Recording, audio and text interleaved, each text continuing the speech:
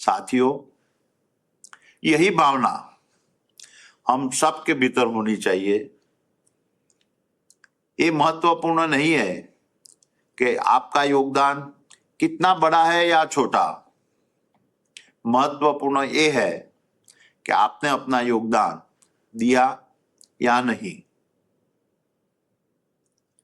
जब हम काम पर जाते हैं तो हमें ये नहीं सोचना चाहिए कि हम केवल एक नौकरी कर रहे हैं। हमें ये समझना होगा कि हमारा हर काम राष्ट्र निर्माण से जुड़ा हुआ है। जब हम एक प्रोजेक्ट पूरा करते हैं तो हम सिर्फ एक काम नहीं करते, हम देश के भविष्य को आकार देते हैं। इस बात को अगर समझना हो तो मुद्रा को देखिए।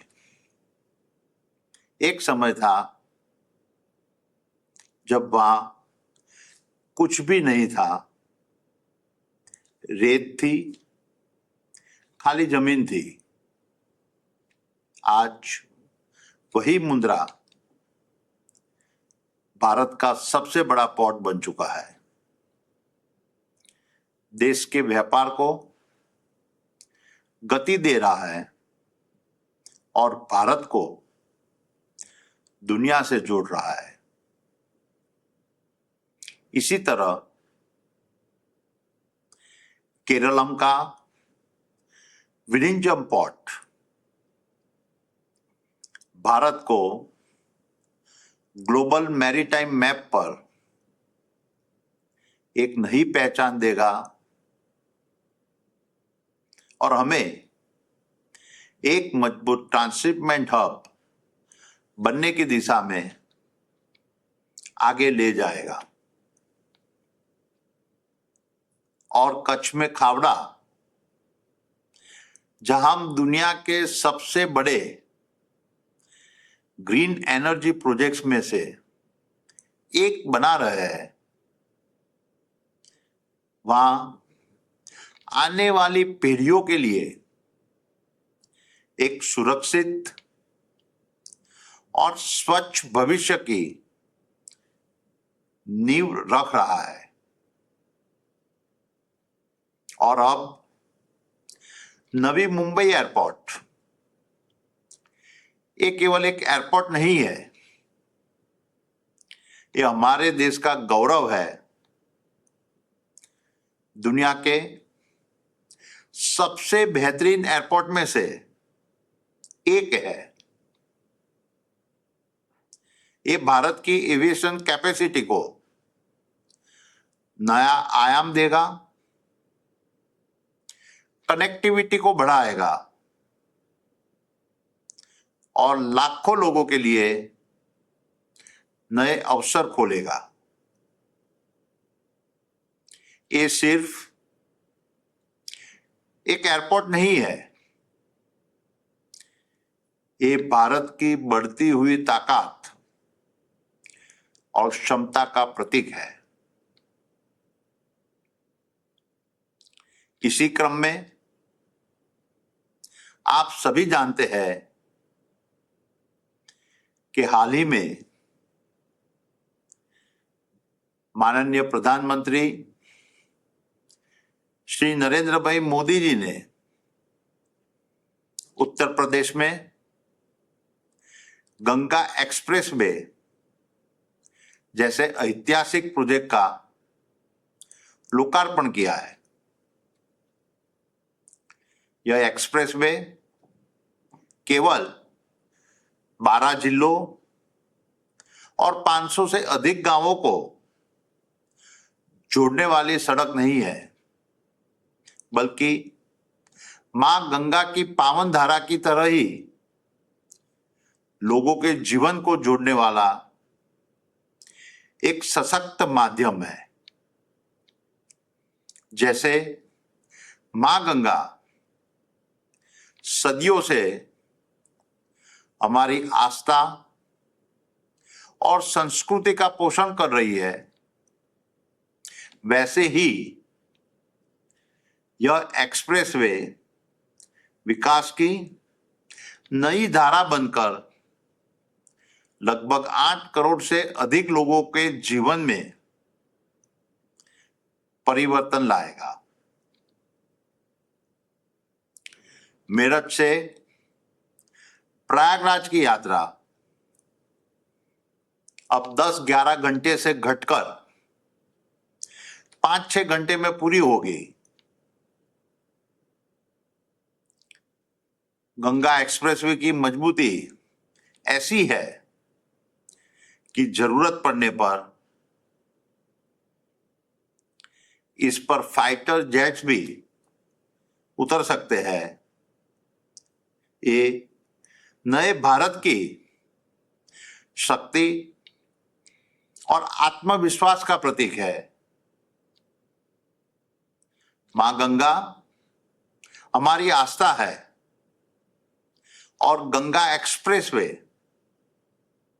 उसी आस्था को विकास से जोड़ने वाला एक मजबूत सेतु है, जो न केवल उत्तर प्रदेश बल्कि पूरे देश की प्रगति को नई गति प्रदान करेगा।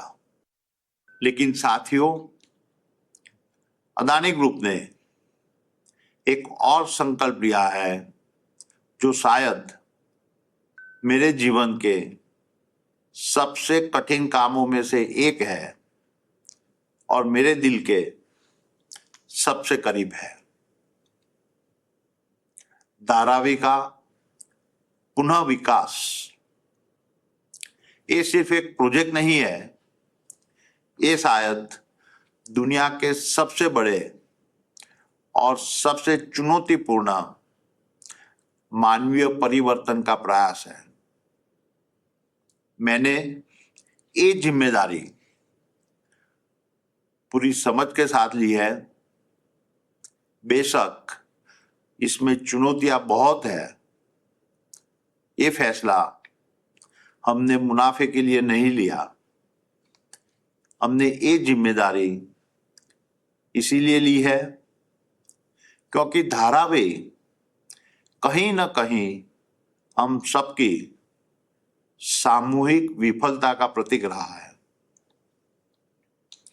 वहां के लोगों की मेहनत, उनकी आगे बढ़ने की ताकत, उनकी संघर्ष करने की शक्ति हमेशा प्रेरक रही है।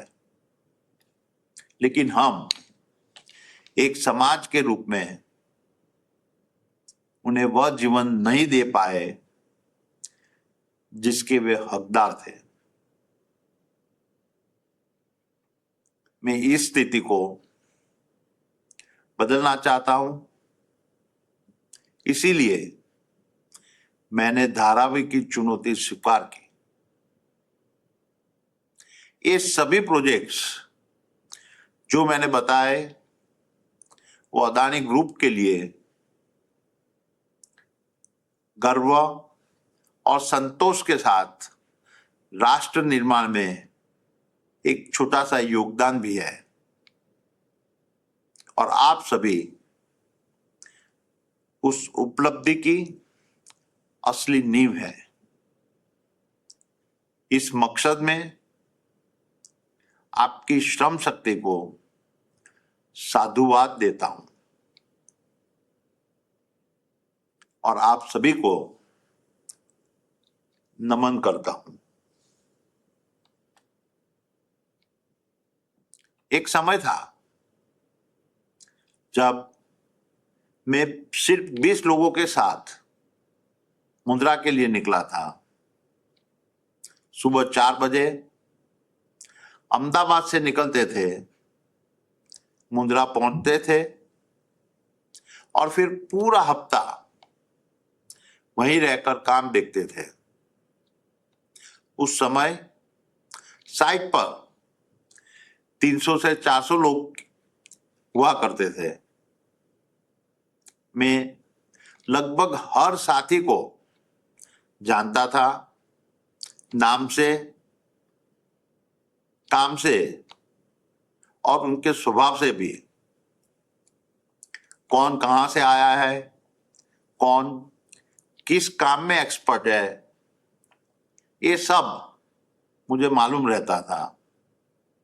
आज 4 लाख से अधिक लोग रोज अदानी समूह के साथ काम कर रहे हैं।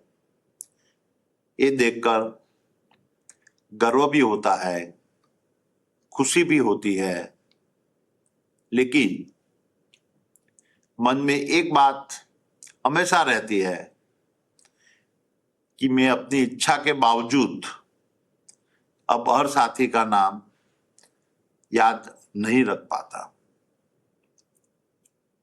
लेकिन मैं आपसे दिल से एक बात कहना चाहता हूं, भले ही मैं हर नाम याद न रख पाऊं, पर मेरे मन का रिश्ता आपसे आज भी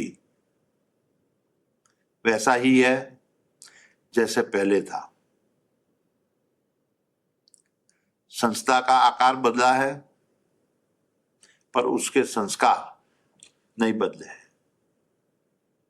मेरी सोच हमेशा यही रही है कि अदानी समूह सिर्फ नौकरी करने की जगह न बने, बल्कि ऐसा मंच बने जहां मेहनत करने वाला व्यक्ति कदम दर कदम आगे बढ़ सके, जहां साधारण शुरुआत करने वाला व्यक्ति भी एक दिन शिखर तक पहुंच सके। जब हमने मुद्रा में शुरुआत की थी, तब मैंने कभी सोचा भी नहीं था कि ये कारवां इतना बड़ा हो जाएगा। ऐसे समय में मुझे हमेशा ये पंक्तियां याद आती है। मैं अकेला ही चला था, जानी बे मंजिल मगर, लोग साथ आते गए और कारवां बनता गया। आज ये कारवां 4 लाख से अधिक सौभाग्यों का हो चुका है। पहले 35 वर्षों में हमने मिलकर करीब 2 लाख करोड़ रुपए की संपत्ति खड़ी की थी, और आज स्थिति ये है कि हम इस एक साल में ही 2 लाख करोड़ रुपए की नई संपत्ति जोड़ने जा रहे हैं। ये सिर्फ नंबर नहीं है, ये आप सबकी मेहनत का नतीजा है।